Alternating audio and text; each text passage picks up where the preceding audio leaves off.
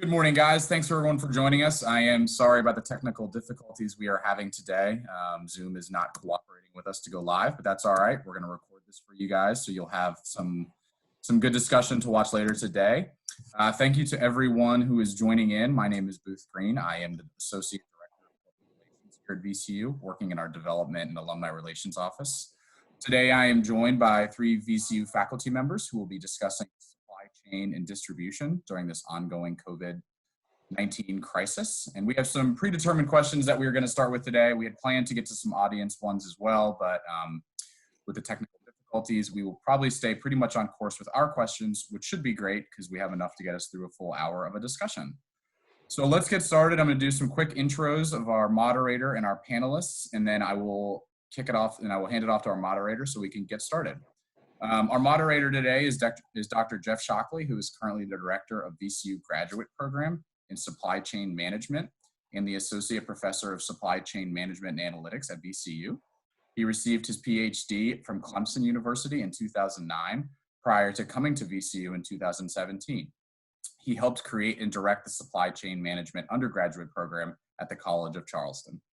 And we have 2 panelists with us today. Our first panelist is Dr. Jeff Smith, a professor and department chair of Supply Chain Management and Analytics in the VCU School of Business. He received his Ph.D. from the University of South Carolina, and before coming to VCU, he previously taught at Florida State University. Our second panelist, Dr. Bruce Huhmann, is a professor and chair of the VCU Department of Marketing. He earned his Ph.D. in marketing from the University of Alabama in 1999 and taught marketing at the University of Manitoba and New Mexico State University before joining VCU in 2017. With that, I will hand it off to our moderator, Dr. Jeff Shockley, and he can lead our discussion today. Yeah, thank you, Booth. I appreciate the opportunity to speak to the greater VCU community about what a lot of people are talking about right now, which is supply chain management. I was just going to give a little bit of a background before we kind of open up some questions for Jeff and Bruce, just to kind of take stock of where we are and the way I kind of view this whole crisis evolving from a supply chain and distribution standpoint is in kind of 4 phases.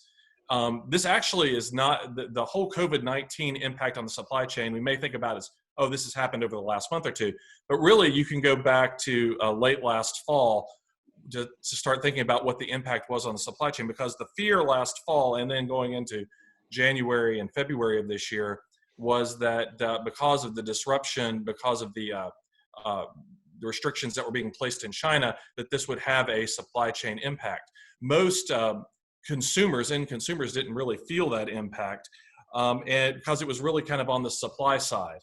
And long supply chains for basic products have fairly predictable demand. And so many of these products that we're currently suffering through not being able to have these long supply chains that take advantage of lower costs and have to deal with lead time issues. And lead time is a big issue, which is why predictable products often have very long supply chains with long lead times. That's kind of what happened in phase 1. So there was some disruption. We really didn't feel the impact in Europe and the United States. Phase 2 really, and this is where kind of Bruce will contribute a lot, happens in March in the USA and Europe, where we start seeing the consumer-driven effects. Consumers have become aware that the COVID-19 outbreak is coming, and this is where you see demand distortions taking place. This is when your toilet paper gets stockpiled and panic buying begins. Phase 3, one could argue we're currently in phase 3, which is this idea of aftershocks, the realization that we're now in a recession. And what producers get concerned about in these types of issues, producers are certainly disrupted. Many of them aren't able to produce more. I mean, think about the Smithfield plant with some of the food supply chain issues. But what a lot of producers that are even up and running are worried about is kind of this idea of an inventory bounce. And what that is that the steady state that is going to emerge post kind of all this crisis is going to be lower than the current state, and they're going to be caught overproducing in an environment where there was scarcity, but now there isn't shortage anymore, and they have to incur the cost for that. And that can be disastrous for companies that are dependent on cash flows. And then finally, phase 4, and I hope we can talk a little bit about that as a group, is really the new normal. What is the new normal going to look like? And particularly a lot of people are talking about that there's going to be this greater emphasis on flexibility, on agility, which will only be possible if we can contract the size, those long supply chains that I was talking about, to become shorter supply chain, even for goods that we have traditionally thought about as being basic goods, like toilet paper, like some food supply chain products, bleach, cleaning products, and the like. So with that kind of background, I wanted to have a question. And my first question is actually for Dr. Smith. And I'd like to get his thoughts on how do you see, how is the pandemic disrupting manufacturing operations and supply chains? Jeff, that is a very detailed question I'm going to stick to the edicts of what we agreed on and keep this non-academic as much as possible. But really what it is, it has caused manufacturers, especially if you talk about a couple of stages up the supply chain, it's caused them to kind of refocus a lot of their efforts to really highlight the things that are most important. And if you think about it, for years, we've pushed these kind of lean supply chains and utilizing your capacity to its fullest and all these things. And that's, anytime you see these demand spikes that go way up, now you're taxing all your resources to the nth degree, and you're constantly trying to overload to keep up. But we don't have that excess capacity to do so unless you have alternate machinery. Let's say toilet paper, for instance. Maybe you also make paper towels, and you can shift production to balance across. But this has been a long time coming, and in doing so, I think we're now seeing the ramifications of such a thing. But it's impacting everyone because we're all trying to ramp up and just not really capable of doing that on the turn of a dime, so to speak. Well, of course, that leads to the question then, are lean supply chains, is everything that we've been taught about that we should run lean supply chains with low inventories, is that no longer a valid assumption of supply chain management? This is one of those great questions, Jeff, and I appreciate it. Everything is pushed for lean for so long because you want to utilize your resources. When you talk about measurement, it's easy to measure time and money. Those are very clean things, but you can't really measure flexibility in the same way. You can't measure availability when it comes to having something in excess when it could be needed based on a probability. And unfortunately, too many organizations haven't done an effective job at understanding maybe their model shouldn't be lean. So, and I'm not trying to argue against lean, but one of the core tenets is you have to have predictable, stable demand. And say in healthcare, for instance, you've been pushed for lean healthcare for a long time, but when you think about it, that's not their goal. Yes, they need to control costs, of course, but their goal is provision of care. And if that provision and care, if you start to see those spikes up, well, you've got to have some sort of a system that's able to account for that. And Jeff, like you mentioned in the beginning, in the onset of this, you're at these different stages and what's next and what's coming. We've got to start rethinking how we deliver whatever it is, the value that we offer. In some cases, it does need to be lean. When you're a cost-focused organization or a time-based thing, yes, you need to focus on that high efficiency and utilization. But if you're a different organization or compete on a different dimension, maybe that's not the answer. But we have to incorporate different metrics, because if you just think about most organizations, when they talk about, like, say, the procurement function, their goal is not to build in probabilities or any sort of a concept of risk. The goal is lowest cost. And so by that sole focus and not understanding that and treating things as opposed to a strategic lever and more of a cost center, then you're short-sighting yourself, and you may be missing and causing some of these issues as well. Bruce, Yes. So we talked a little bit about, of course, a big part of what's happening in the supply chain is consumer driven. And how is the pandemic focusing consumers to change their purchasing behaviors? Well, Is it forcing them to change their purchasing behaviors, and they're just changing them anyway? no, obviously consumers are changing their behaviors. I mean, if you think about people who were spending, half or more of their day outside the home. Now they're in the home. They need different things. They need to provide all their meals. They need, we're always talking about toilet paper. They need more toilet paper because they're home all day. They're not using the bathroom at work or at a restaurant. They don't need as much gasoline, and so we see very low demand for gasoline, and gasoline prices are crashing. I used to fill up my car every week, and now I haven't filled it up from over a month.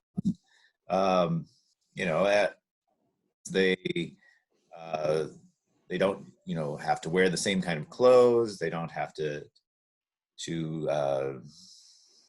eat out at a restaurant for lunch because they're at home. So we're seeing a whole shift in the kind of things that consumers are demanding.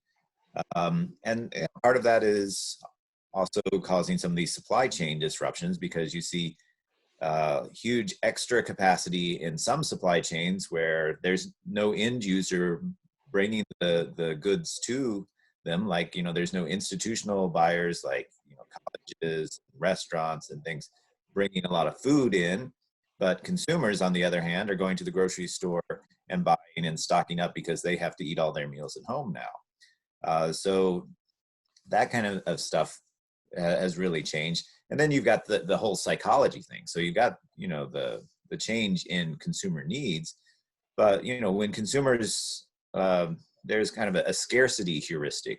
When something is scarce, then consumers say, oh, it must be more valuable. I've got to get some of that too. And so, if you see stuff flying off the shelves of a certain kind, and you're like, oh, it's running out, I better grab some before it's all gone, then, they'll buy some even if they weren't thinking they needed that. And so then it goes even faster. And, people do tend to be more likely to hoard when there's uncertainty, or when they're experiencing social isolation. We've got both of those. We've got uncertainty and we've got lots of social isolation. And so people are buying more, they're hoarding. The only place you can go for some people in some towns is to, the discount store or to the grocery store. And so that's also, shopping is basically your only trip out. People are buying more for that reason as well. So we've got huge shifts in consumer demand. I think I guess what's bothering the average consumer, from taking the consumer's perspective for a moment, is that I find it hard to believe that people are actually going to be demanding to eat more meat because we're in COVID-19 pandemic than they did before, right? And so there's a limited there is a supply of meat that exists across North America, right, which we source from. And the fact that we actually have scarcity in meat is puzzling, because it doesn't make any sense, because that meat would have been consumed, whether it was either at home. I understand the difference in demand pattern, but if it was consumed in a restaurant, so how can you reconcile that dynamic where now we have, it would seem to me that the reduced restaurant demand would have just shifted over to become now grocery store demand. That could be a question for either one of y'all if you want to take that. I'll go from the supply side piece of it first. I agree with you, Jeff. It seems like the demand would be normal and you would have the same amount. And that, obviously Bruce can talk about the potential hoarding aspect of it, given that Tyson just came out with their op-ed the other day. But if you think about it from the supply side, yes, there is still meat. And yes, there are still animals, and there is still, vegetables and different farming products. But I think one of the things is the production is going to slow a little bit, because what used to be side-by-side workers and have several people in plants, now you're spacing people. Now you're potentially trying to give the workers who are doing this the ability to be safe as well. So you're putting in different protocols and different production processes, and it may slow production. So the meat will still be there. We will still have fruits, vegetables, those types of things, but it just may be in smaller quantities, or it may be in different cuts, or it may be in different packaging, or it's going to shift. It's going to be there. It just may be smaller or in a different form. Yeah, I was talking to a retailer friend of mine the other day, and one thing that he mentioned was the fact that you have retailers. A lot of what's being affected is because of the way retailers order inventory. Retailers have a dedicated amount of shelf space for something, let's say like meat, and there's a minimum level where they create or where they initiate new orders, and there's what's called a max level where they order up to.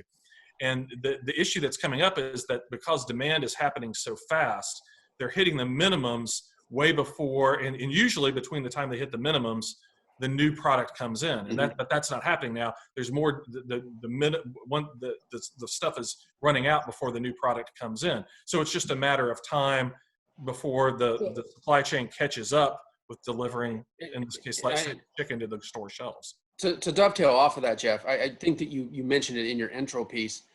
Given the fact that supply chains have been lengthened over time, so we have gone global to try to get economies of scale and get better pricing on things. It's going to take time. I mean, we're all here in Virginia. Do we have a large chicken base here in the state? Maybe not. And I'm ignorant to that fact. But maybe it has to come from somewhere else that's more in the Midwest or more in the Southeast or something. So it's going to take time to get here, and it's going to take time to get through that process. But by that lengthening of the supply chain, so we can get, it's that maximization of utility from the economics perspective. But in doing so, that's your delay. And we're seeing it. And so do customers perceive the delays and then they want to hoard more, right, Bruce? Well, if they perceive that it's getting scarce, they're going to want to hoard more and stock up because they're going to worry that it's going to be gone and then they won't have any. But at the other end, at the end of the farmers, you've got farmers trying to sell into a supply chain that now, because say like the Smithfield plant closes down, hog producers, they have no place to sell their hogs. And so they've still got to feed them and take care of them. But they're ready to go to market. They have to make that decision. What do I do with these? Do I slaughter them and cull the herd, or, do I hold on to them and hope that things will turn around? And meanwhile, this is costing the farmers money. And so farmers are taking lower prices. So both ends of the consumer end and the producer end are usually suffering because they can't get things through the supply chain because of various types of disruption. What, I guess is a question mostly for Jeff, but you can feel free to chime in, Bruce. What are some strategies then that can be pursued by either retailers or manufacturers to deal with these types of disruptions, other than just say, get on the phone to your supplier and say, please hurry up? I think, and this is going to be the big question that we have to answer going forward. So as we move into the next phase, what do we do to get over this? And I think you've got to start developing, maybe multiple supply bases and have dual source, so where you've got something that's longer so that you can get economies of scale, but something that's more localized to be able to fill immediate demands. We've got to look at different technologies and different ways to do things. I was just talking to a medical professional yesterday, and they're out of face shields. And so there's only X number of companies that produce face shields, but maybe we look at alternate technologies, like we get into 3D printing, and now you can print those things. Or maybe you have companies that can start to introduce more flexible machinery to build not just face shields, but other things. Maybe it leads to a lot of innovations. And I'm going a little bit beyond your question here, Jeff, but maybe it leads to different innovations in certain equipment types, because I was talking to, again, a medical professional yesterday who noted that they only have X number of masks. So they're finding new ways to disinfect and new ways to reuse. Well, maybe that's the next wave. We don't just have disposable X, Ys, and Zs.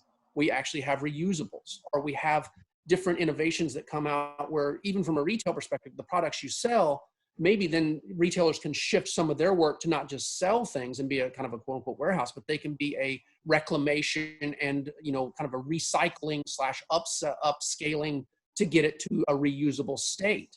So we might need to think more in terms of circles as opposed to just linear beginning, end, dead, but think about how the circle can come back, or alternate ways to get from retail to these different components. Well, you see a lot of companies doing more direct to consumer selling too, as an alternate path. Instead of selling through the usual channels, they're selling, online to consumers, just because consumer demand is there and they have no other way to get their product to market. But from a retailer's standpoint, retailers tend to have multiple streams. They don't like to rely only on one producer, one stream for their goods, because things can happen and do happen from time to time. But the order point, which is what you were talking about, Jeff, that you reach where you get a minimum level. The order point is calculated for a retailer based on how long it typically takes to be replenished. And if you hit that order point, but things are selling really fast, well, the shelves are going to be bare for a while, and that's a problem. Yeah. Another issue is for consumers, when a stock out occurs, consumers tend to say like, oh, well, I won't buy it here, I'll go somewhere else. But consumers' options of where else they can go are very limited. And it's so hard to get into the store. You have to wait in line, you have to, get your mask on and all of that. And it's just a lot of hassle. And so consumers are really looking to retailers that can supply everything they need in one trip. So you're seeing a lot more consumer demand go to Walmart, Target, Costco, Sam's Club, places like that. Even the big grocery stores, and going away from some of the smaller neighborhood stores where they may have just gone and picked up a couple of things just because it's not worth the trip out. I haven't shopped groceries at Walmart for years until this pandemic started, but I found that they were the only ones where I could get a pickup date where, through online ordering that was within 2 or 3 days. The rest I was having to look a week out to do that. Another thing I've noticed is that there are some retailers like Wegmans who have all of a sudden now changed their sourcing patterns for products like toilet paper. For instance, I noticed that they are now buying toilet paper from a supplier in Canada, which is kind of funny because it's an unfamiliar brand of toilet paper for most Americans. And Wegmans has the exclusive, I guess, contract with it, and you go into Wegmans store and it's all in French. Another thing that retailer has tried to do is limit the amount of purchasing that can be done at a given setting for a consumer. So I think it's possible to hold. I think, Jeff, you hit on something there. An organization is largely responsible too for being able to ration to a certain degree. And I know that we're a capitalistic society and free market, and you want everybody to be able to buy anything they want whenever they want. But in times like this, you do need to put limits, only one X or only one Y or only 3 of these at a time. Because if not, you're going to have 1 or 2 people who are the early movers to get there and just buy it all. And to dovetail off a little bit of what's going around, when you think about it, when Bruce was talking about this reorder point, that involves the distribution time, so your lead time to get things. It also has a safety stock. Safety stocks are usually bare bones numbers to accommodate any little spikes in normal demand. But then you also start to talk about shelf space availability. You go to a grocery store, for instance, they have a lot of dry goods shelf space. But if you think about it, a lot of the stuff we want now is frozen foods or something that is a meat-based thing that needs to be refrigerated, and you only have X amount of refrigerated space. So how are you going to recondition that? Well, grocery stores aren't rationally going to all of a sudden input a lot more freezers because that's an expensive thing that they may not be able to turn on a dime anyway. So you're going to have to start thinking about how that all fits and where you recondition the space you have to be able to make it usable. Now, is that a long-term strategy? No. But is it a short-term fix? Probably. And again, it's all about, can we get all that stuff to where it's needed and then be responsible in terms of how it's distributed and allotted. Bruce, so thinking about what customers are purchasing now and how they purchase, do you see any long-term impacts to consumer purchasing behavior as a result of this pandemic? So when we come out of this, are there going to be permanent changes that we're going to see in consumer behaviors? And could you hypothesize what those might be? Well, I think for a few years after any kind of crisis, people are always worried that that's going to come back. If you think about the financial crisis, after that, people were always thinking like, oh, it's going to crash again. And, for the first few years, that was a constant worry. But then after a while, people were like, oh, yeah, everything's fine now. And so, you saw a lot of people with their financial assets not wanting to reinvest into the stock market in 2010, 2011, because they were worried about another crash, when that was actually probably the best time to put your money in. It was saying that we lost a whole generation of investors in 2009 that because they basically cashed out their 401ks and never came back in. Well, or if they did come back in, they came back in 2016, 17, 18, 19, near the top. Yeah. And so if you think about it in those terms, from these kinds of stock out situations, the shortages, the rationing of certain goods, consumers are going to be more likely to start stockpiling. Mm-hmm. And so, they'll build shelves in their basement, and, they'll keep lots of extra, maybe a 6-month supply of toilet paper and canned goods. And they'll start buying. I mean, if you think about it from a manufacturing perspective, right now is a good time to be in the deep freeze business. Oh, yeah. Big home freezers, and they're going to start to do that. So you could temporarily move to that. But I agree with you. And I think that you're going to see a lot of differences in not. So does this help bulk purchasing companies like Costco and Sam's more than it does, I guess, smaller retailers that sell this types of items? Did you say it was going to help or hurt? Help. I mean, I would think if people are going to decide they're going to need to carry more toilet paper than they were normally used to, just in case, does that mean that those are the retailers that stand to benefit from that? I think so. Probably so. I agree. Mm-hmm. The all-encompassing ability to get all your stuff in bulk and at all availability is probably where people are going to start reverting back to. Well, looking at I saw some recent data from Nielsen on kind of like what consumers are willing to pay more for, and some of this has started to shift, and we're going to see consumer changes, especially in like quality, superior performance, the kind of the hygienicness of products has actually gone up, and they're willing to pay more for those types of things now. They're actually a little bit slightly less interested in it being organic or sustainable or the social responsibility claims over the last couple of months. And if those trends continue, people will be more concerned about their health, especially since, we're probably not going to have a cure for this for a year or two. People are going to be kind of at an ongoing level of, I just got to be a little extra safe. Untouched by human hands is going to be a big deal for a lot of consumers. We actually have an audience question. This is one is from Robert S. and says, do you expect consumers to panic buy and hoard meat and poultry like they did with toilet paper at the beginning of the pandemic? Yes. I'm sorry to cut that so cleanly, Robert, but yes. Especially, again, there have been signals out there. And Bruce, you can speak about how they interpret, but I can tell you from the producer side, they're just trying to send warnings. And, you see Smithfield, you see Tyson. Smithfield closed because they've got the outbreak in their facility and they don't want to endanger employees. Tyson is saying that it's a significant impact on our supply chain and the food supply chain as a whole. Again, you're going to start seeing the scarcities that potentially come from this.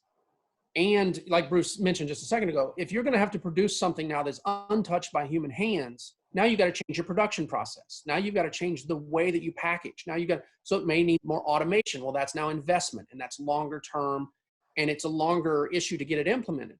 So you're going to have to deal with that. And along with that, the signal is out there. So now there's more uncertainty. And this dovetails what you said earlier, uncertainty yields. Yeah, I mean, Jeff, you hit on all of the things that I was going to say, because that's absolutely true. So yes, I think we'll see this roll through a number of different products as things happen in those specific supply chains. Yeah. My wife made just speaking from our household standpoint, as I know Jeff knows, we're a vegetarian household. So her predictions was that we're going to have more vegetarians as a result. Meat's become scarce. That's going to have people look at alternatives to meat. It's possible. Yeah. I mean, especially if you talk about where you are geographically. So I think personally, I just see this as being a reshaping of a lot of supply chain issues to where maybe now you're going to do more geographic shopping. So if you live in a certain area, maybe it's a more fruit and vegetable type area versus a meat area. Maybe that's what is going to be moving more into your base. And I don't know that for sure. I just get that feeling. And I think you're going to see a lot more quote unquote localized supply chains that are functioning in more of a circle as opposed to a long linear chain that spans multiple countries and multiple continents. Well, if we aren't spanning multiple countries and we're not practicing lean and we're not going to China for food products and other types of basic products, then are consumers going to be willing to pay more in price for availability? There's the big question, because price is the sacrifice. So I'll let you comment on that one, Bruce, because I just know prices will go up likely. Yeah. So prices will likely go up. I mean, any of these changes, increasing the amount of safety stock, shortening the supply chain, all of these things increase cost. Adding new machinery or greater space within the facilities to keep workers farther apart, all of that increases cost. But this is absolutely the toughest time to increase cost. And, you see a lot of uncertainty in the economy. And so producers don't necessarily want to invest in new equipment because it's like, well, I've got cash flow issues now. This is a terrible time to ask me to do that. And now consumers also have cash flow issues because you've got massive unemployment, a lot of uncertainty as to like, when am I going to be able to get back to work? When am I going to, when are things going to pick up so that I can start making some money again? And so consumers are very price sensitive at a time when prices are rising. So it's going to be tough, but I want to get onto the local issue. Kind of the transparency in the supply chain is becoming important to consumers too. Consumers want to know, where is my product coming from? Is it coming from China? Is it coming from India? Is it, how is it getting here? Who's touching it along the way? And so that's another reason why demand for local stuff is actually probably going to increase, because it's like, I know this was made, down the street, and we're fine here, so I have no problem buying this stuff because I know where it came from. And so if you can kind of give some kind of transparency or a story about where your product has come from, what the supply chain actually looks like to consumers, they're kind of interested in that now. And if you can assure them that it's coming from their area, they're going to be more willing to frequent a place of business. I think Bruce brings up a very good point there in terms of for a long time, the goal was to have a good functioning, a very robust supply chain. But with that, you need to have the visibility across that. And that's expensive to do, and it's expensive to verify. And I think this may be one of those impetus points where companies that have been kind of ahead of the curve, human rights issues or environmental claims or something like that, that have already opened the door to look at their total supply chain and know what it really looks like, then maybe they'll be ahead of this a little bit, because now you can just transplant or just kind of transpose that over to the ability to view the touch points and who's actually dealing with your food or your products or whatever. Visibility has been something that we've preached in academia for a long time. Certain companies are really good at it. I'm not saying that we're leading or we're pushing the envelope necessarily, but it is an important factor that we need to be more aware of, because I think you're starting to see some companies that think they have this diverse supply chain. When they go 2 layers back, they realize it's not very diverse, and you come from the same base sets, and that could be an issue going forward that you need to address. Yeah, and you're bringing up a point, because you guys have mostly answered, but Cindy was another member of our audience who asked a question about how the pandemic was going to shift supply chain management in the future, and would we rely more on these domestic goods? I think that's possibly, I guess I'm a little bit more cynical about it, because for some basic goods like toilet paper, I don't know if most consumers really care that their toilet, at the end of the day, whether their toilet paper is locally sourced. What I think may happen, and what I fear may happen, is that a lot of the large producers of many of these items are either going to find that they no longer have the cost structure to support creating the availability that the consumers are demanding at the price they're willing to pay. So they will consolidate with other producers. In other words, there'll be more mergers to try to create the scale to have to lower the cost to increase the availability, which could lead to fewer choices. I definitely think that's going to be one of the results of all this. Fewer choices in general from a consumer perspective. You're seeing smaller grocery stores, smaller restaurants, things like that are going to close probably because they don't have the capital to sustain. I mean, Jeff, we've talked about this before. You already have this concept in healthcare. That's what group purchasing comes from. It's all these big aggregators that are bringing it all together because they're trying to get that economy of scale. But again, maybe that's not the right metric. And no one, and I don't even want to think about this, no one wants to talk about rising healthcare costs in any form. But maybe we need to start rethink what the mission is. Yeah, you need them to buy more gloves and masks and whatnot. It's going to increase cost. Mm-hmm. We're trying when everything that we've been told for the last few years is to drive down healthcare costs at all possible ways that we can figure out how to do that. Well, now you're saying, now what is it costing us not to have sufficient supplies in many of those hospitals, which had been run under a lean, just-in-time type of framework? And to dovetail off that, obviously, we have, and healthcare is a really interesting concept because it matters to all of us so much, because we probably have people in our lives that have been impacted by this. And you obviously want all your healthcare professionals, all your workers to have all their equipment, but obviously those things are in short supply as well.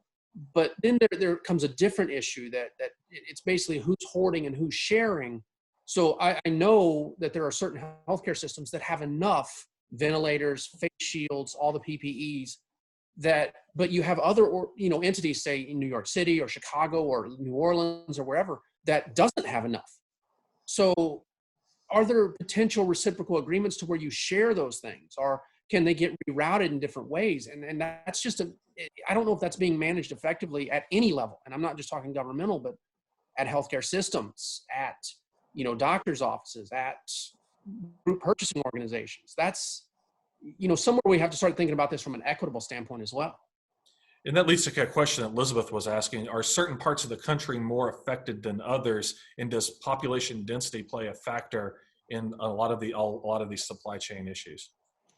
I'm never going to claim or purport to be any sort of a healthcare professional. That's their world. But if you just look at the maps, population density definitely has an impact on exposure and on the potential for someone catching this virus.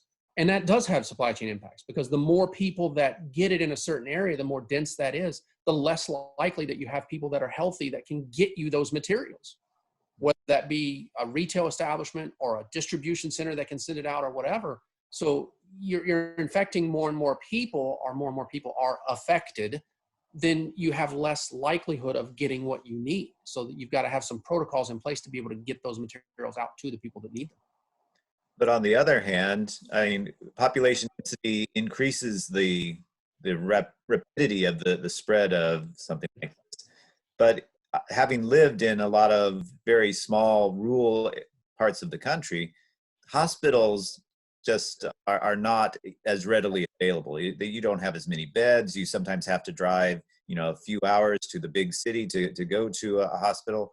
And so if it does spread out to those areas, it's going to be a major disaster, because they just don't have the hospital capacity, the healthcare capacity to cover it. But I think Elizabeth's question is also on the supply chain in general.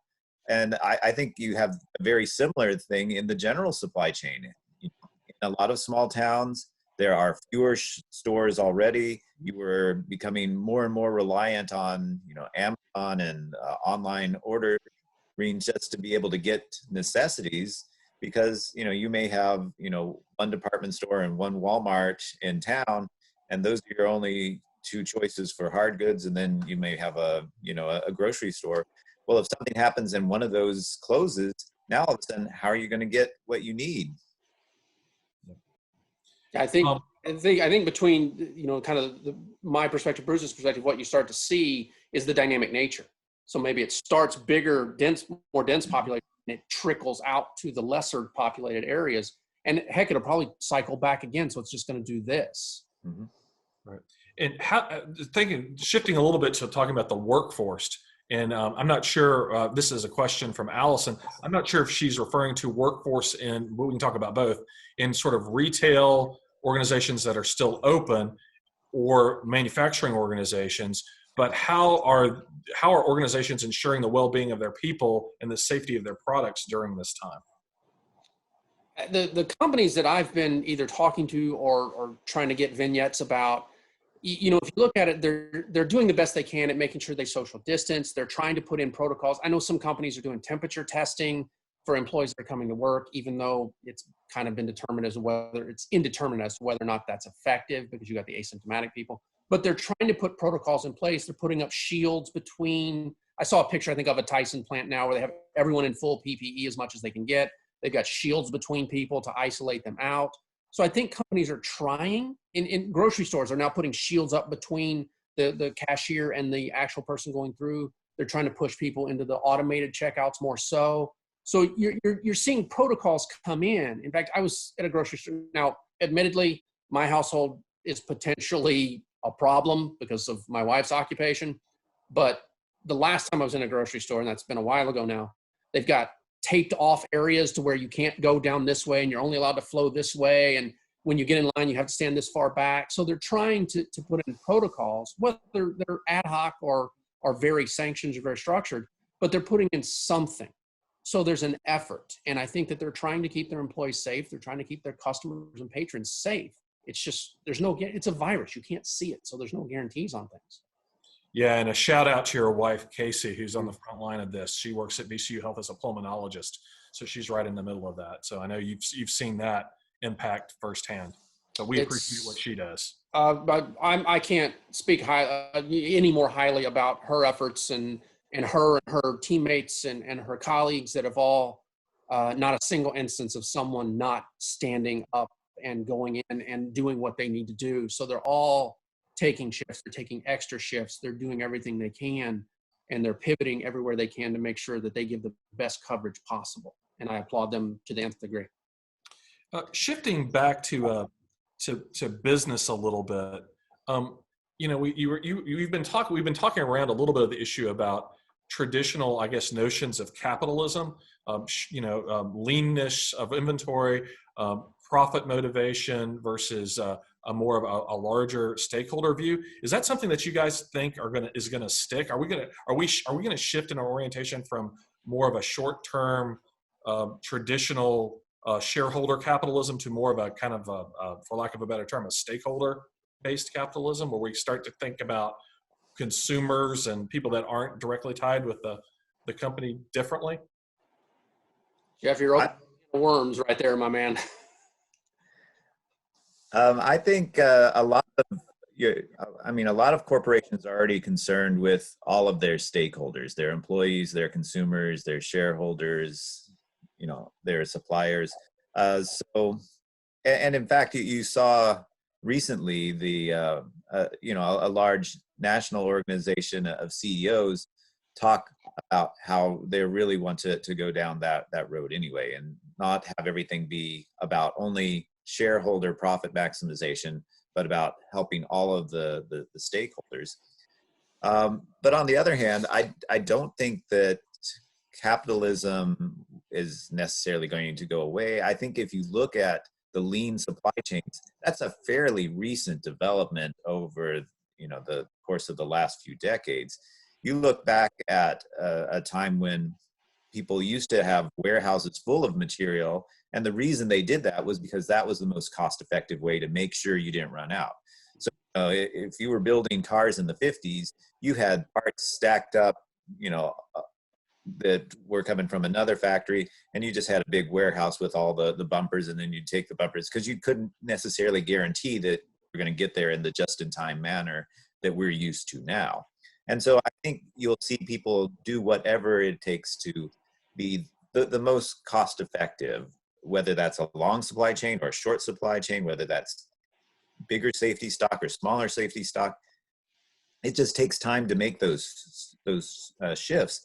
And as far as, I really do think people are going to be much more concerned about, this untouched by human hands type of thing. But that's not really a new idea either. I mean, that was very big in the 50s and early 60s, was try to make sure your product was sealed, because before then you had, big, pickle barrels in grocery stores, and they just, have you bring your own bag and you dump out, all right, you need so much sugar, here you go. And, it's so much money. And so we kind of see these shifts back and forth to, what is the most cost-effective way of doing business? Yeah. Two quick add-ons to what Bruce just said. One, a big push to get out of human hands was automation, so you could reduce variation in your processes. That's one.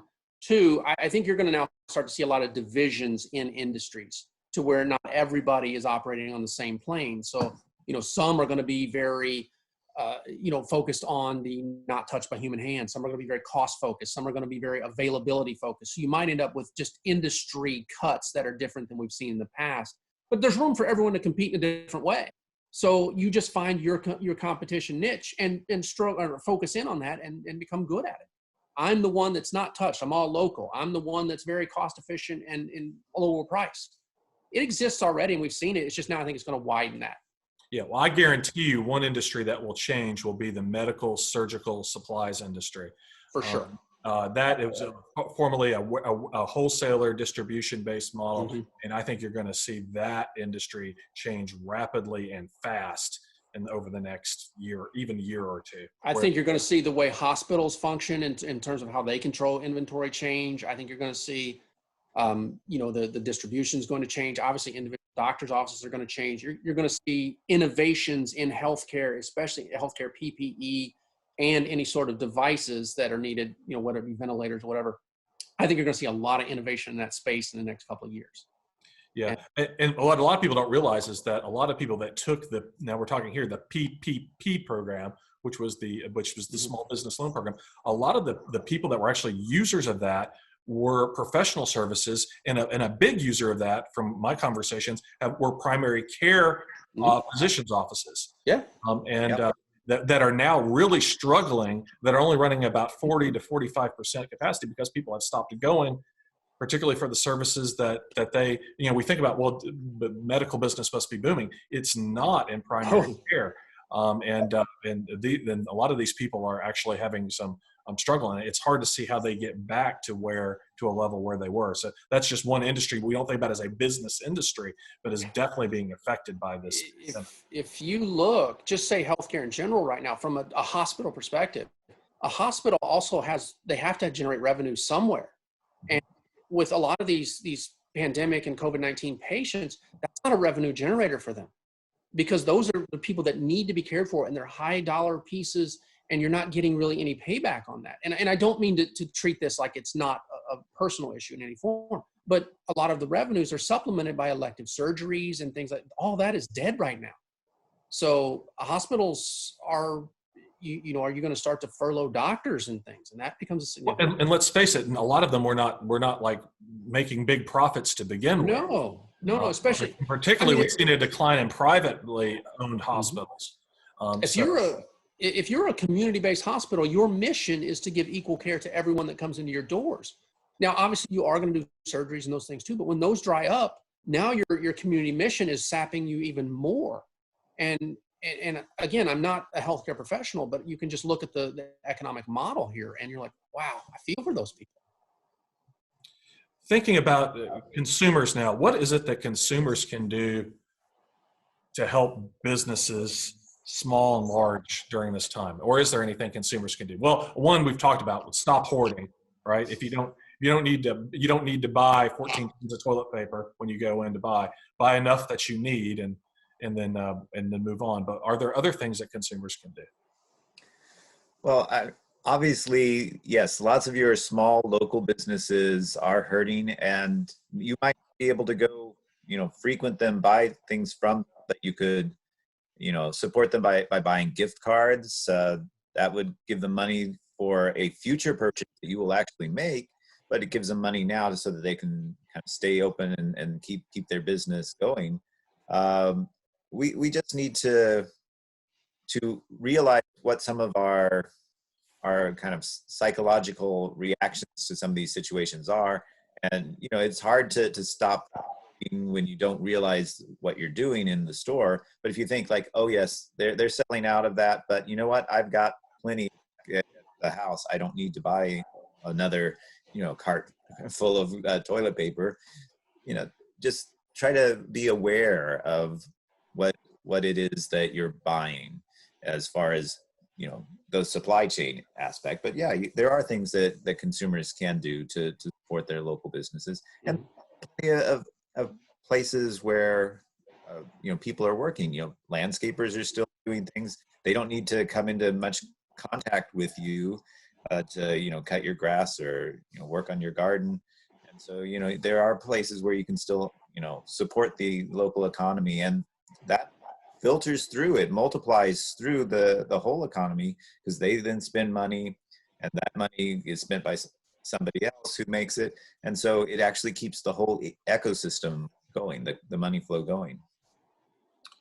I know that even though we're not going anywhere and not, physically trying to contact anyone, I think my wife and I are eating out more now than we have, because we're trying to support our local, we live in a community here that has several restaurants, and we're trying to do our best. But that's a small number, and I hope other people are doing, to dovetail off what Bruce is saying, I hope other people are thinking about that as well. Yeah, I mean, we go out to eat when we are exhausted, and we pick up things when we're basically exhausted from cooking. And at least that's our household story. I guess I can make this kind of my last question to finish on this, if there are none from our consumers, is what can be done to prevent this from happening again in the future? It's a big question. And I'm thinking here of like policy, or if you were to give advice to be the businesses, government, American society, how can firms be prepared in the future for large disruptions, and what is it going to take to make that happen? I'm not going to touch government. I'm not going to touch society. I just think about it from a business perspective. When you look at it, companies can now start to really reshape how they deliver value, but they can also not just look at everything like it is a cost center. Maybe you do need to build in some redundancies in key areas. Maybe you need to do more investigation of where your vulnerabilities lie, so that you can really understand if you see this massive spike in demand. And it doesn't have to be from a pandemic. It can be from a hurricane. It can be from a tornado. It can be from a typhoon. It doesn't matter what it is. It's something that's going to cause that irrational, unpredictable demand spike. So where are your vulnerabilities? What is it that you can do? And you think it starts with where you source. So you go back and buy from someone now, as opposed to just a contract based on cost and delivery terms. Now you can start to look at probabilities of this likelihood of X happening. So you can start to build in some redundancies and some, I'm not gonna say just redundant, and some robustness, so that you can account for this. It may lead to a small increase in cost, or it may result in different contracts or different buying terms, but there's abilities to start to account for this. Now, obviously, in a situation where it's a pandemic and this spike is massive, we may always end up like this. But when you have smaller, more localized issues, maybe you can start to build in ways to account for it. Well, and I would just add, one of the learnings we had from the 2008 financial crisis, remember, one of the solutions that was put forward by the Federal Reserve Bank was this idea of stress testing large institutions. And I think that's what you're talking about, is particularly companies that are critical to the supply chain. And I think we get an idea about what some of those companies are, should maybe subject to some sort of stress test. Now, the difference is the banks are subject to regulation to do that. They're now required to do that and demonstrate their capability of doing that. And I'm not sure if you can regulate. You can't regulate everything. Like, how are you going to regulate the company? But it's a practice that at least has been shown to work, because what we're seeing is that the banks appear, at least even though the economy has corrected, to have large amounts of capital available for them. Mm-hmm. I think that you're going to have to start doing that, in certain industries too, where you're going to have not necessarily large amounts of capital, but maybe excess capacity, or maybe flexible capacity, or maybe, which is what's happened in banking. It is. It's exactly what it is. It's just that their capacity is their inventory is money. Yeah. Maybe we need to start looking at that, and you don't streamline your inventory to where the safety stock is razor thin, but maybe you keep a little extra. Yeah. Maybe, your machinery now is not dedicated solely to making toilet paper, but it can make toilet paper, paper towels, et cetera, et cetera. So you can have flexibility to pivot when need be. And I mean, you saw some of that when you see companies like a distillery pivots from making a spirit to making alcohol for your hand wash. So you can maybe think about alternate ways to do that. And Jeff, I think it's like you said, it's basically looking at stress testing and where you can potentially gain some different, supply bases or different partners, so that when X does happen, you can shift over to here. And I mean, because I know I'm not saying that distilleries are having problems selling their product right now, but a lot of them have been functionally very efficient at being able to shift to making hand sanitizer, so it gets it to that greater good and greater need situation. You see some auto companies going to making ventilators. You see Dyson vacuums making ventilators, those types of things. Maybe we just need some more pivot points and some broader strategic thinking to really make this more robust against these spikes.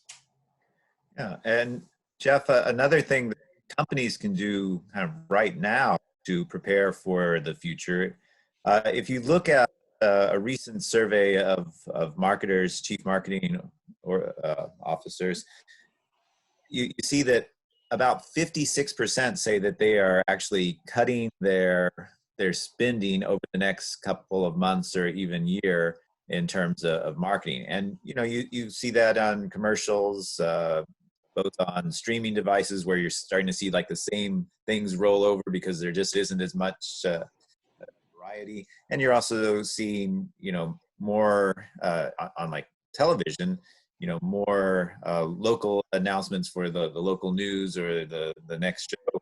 And because there are ad pod spaces that aren't being filled. What you need to think about is like, how can I reach my consumers, because I can actually capture a larger share of voice right now by being one of the few voices that is still out there. And what is it that I want to say that's going to help build my brand and reassure my customers of my commitment to them, even though I might not be able to open up my business and sell them anything. What can I do to make sure that I'm on their mind and out there when things do open up? And then on the sales aspect, a lot of salespeople are working extra hard. We haven't really talked about them and their role in the supply chain, but trying to find ways to supply retailers, supply other members in the channel with things when as we've talked about, there are these disruptions, there's these shortages. And so if you are a salesperson and you're doing that, your customer is really going to remember how you performed during this crisis. And those who really go above and beyond are going to be remembered and rewarded by their customers later on. So it's a time to think about your marketing and to think about, what is it that I can do now to set me up for greater success in the future? Bruce, I think that, Bruce, my final point is to dovetail right off what you said. People are going to remember what you did. Mm-hmm. Whether that be in the way that you were distributing goods, whether it be in the way you dealt with marketing messages, whether it be your salespeople. I think that people are going to have a memory of this. Oh, yeah. Well, that's industrial people too. Yes. We definitely live in interesting times, that's for sure. Jeff, Bruce, thank you very much for participating. Booth, thank you for putting this together. Yeah, thanks, guys. I appreciate it. I know our audience had some good questions, and I know they'll appreciate your guys' insight to this topic that's very relevant and timely right now in our society. I found it interesting. I know that we recorded this. We'll be sharing it later today on social media, but I think our audience will find it interesting when they listen and watch you guys talk about it today. Sorry for the technical difficulties, but hopefully they get something out of it. It happens. We're living in a technical world right now, so we made the best of it, and appreciate you guys' time. This was awesome. Thank you. Thank you. Okay. Thanks. Bye, guys.